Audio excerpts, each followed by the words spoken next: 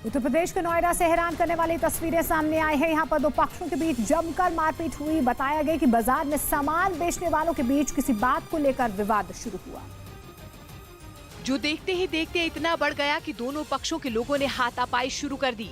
मारपीट करने वालों में कुछ महिलाएं भी नजर आईं। ये देखकर वहां जुटे लोगों ने उन्हें समझाने की कोशिश की, लेकिन इन लोगों ने हंगामा खत्म नहीं किया। हालांकि बाद में जब लोगों ने उन्हें जबरदस्ती एक दूसरे से अलग किया, तब जाकर उनके हाथ रुके। विक्रय को लेकर कुछ विवाद हुआ जिसमें मारपीट हुई थी। पुलिस को सूचना मिलने पर तत्काल हस्तक्षेप किया गया। इस मामले में पुलिस ने दोनों पक्षों के कुछ लोगों को गिरफ्तार कर लिया। उधर स्टेशन कमांडर रमजान कादिरव के बेटों का एक नया वीडियो सामने आया, जिसके बाद ये सवाल उठा कि क्या वो जंग में शामिल होने के लिए मारियोपुल पहुंचे हैं, क्योंकि कुछ रोज पहले ही कादिरव ने ऐसे संकेत दिए थे कि वो अपने तीनों नाबालिग बेटों को जंग में उतार सकते हैं। और उस वक्त उन्होंने अपने बेटों की ट्रेनिंग का एक वीडियो भी जारी किया था, जिसमें वो खतरनाक हथियारों का इस्तेमाल करते दिखाई दिए थे। राइफल हो या फिर रॉकेट लॉन्चर, कादिरव के बेटे उनकी ट्रेनिंग लेते नजर आए थे।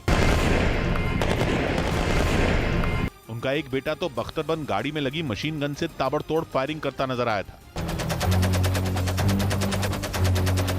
अपने बेटों का वीडियो जारी करते हुए कादिरव ने ऐलान किया था कि उनके बेटों ने बहुत कम उम्र में मिलिट्री ट्रेनिंग लेनी शुरू कर दी थी और अब समय आ चुका है कि जब उनके अनुभव की असली युद्ध में परीक्षा होगी। और उनके इसी ऐलान के बाद माना जा रहा था कि कादिरव कभी भी अपने तीनों बेटों को यूक्रेन की जंग में भेज सकते हैं। अब जो वीडियो सामने आया उसमें दावा किया गया कि वो तीनों मारियोपुल पहुंच गए हैं। और भारी सुरक्षा घेरे के बीच कादिरव के बेटे वहां की एक सड़क पर खड़े दिखाई दिए।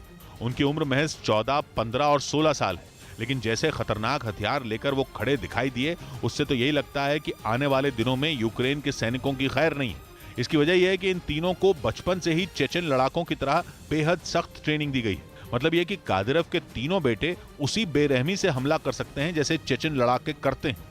इसके साथ ही अपने कमांडर के बेटों को अपने बीच पाकर चेचन लड़ाकों का हौसला भी आसमान छूने लगेगा। वो ज़ेलेंस्की की फौज पर और बुरी तरह टूट पड़ेंगे। और माना जा रहा है कि इसी वजह से कादिरव ने अपने 3 नाबालिग बेटों को युद्ध के बीच यूक्रेन भेज दिया, क्योंकि वो इससे पहले भी कई बार अपने लड़ाकों का हौसला बढ़ाने के लिए ऐसे कदम उठाते रहे हैं। और जंग की शुरुआत में तो वो खुद ही मारियोपुल पहुंच गए थे। तब वहां भीषण लड़ाई छिड़ी हुई थी। यूक्रेन की सेना पीछे हटने को तैयार नहीं थी, लेकिन कादिरव के वहां जाने के बाद जंग का रुख पलटने लगा था। इसके बाद तो उन्होंने मारियोपुल की जंग में अपने सबसे खूंखार कमांडरों को उतार दिया था। उन्होंने उनसे ये वादा लिया था कि वो उन्हें मारियोपुल जीतकर तोहफा देंगे, और उनके कमांडरों ने ऐसा करके दिखाया भी था। अब यूक्रेन और रूस की जंग एक और निर्णायक मोड़ पर खड़ी दिख रही है। कुछ दिनों पहले तक यूक्रेन का पलड़ा भारी था।